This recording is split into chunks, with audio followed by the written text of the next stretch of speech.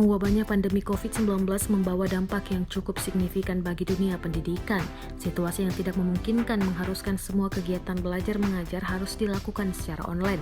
Tidak hanya itu, penghapusan ujian nasional dan pembatalan wisuda membuat semua yang lulus di tahun 2020 ini merasakan perbedaan yang teramat sangat. Angkatan 2020 yang disederhanakan proses kelulusan seringkali diremehkan dan sering disebut angkatan corona atau angkatan virus. Melihat kondisi ini, Agus Harimurti Yudhoyono menuliskan surat cinta untuk semua angkatan 2020. Surat cinta AHY ini berisi tentang pesan semangat untuk seluruh angkatan 2020. Suami dari Anissa Pohan ini meminta seluruh angkatan 2020 untuk tidak sedih dan patah semangat meskipun tidak bisa merayakan momen wisuda secara langsung.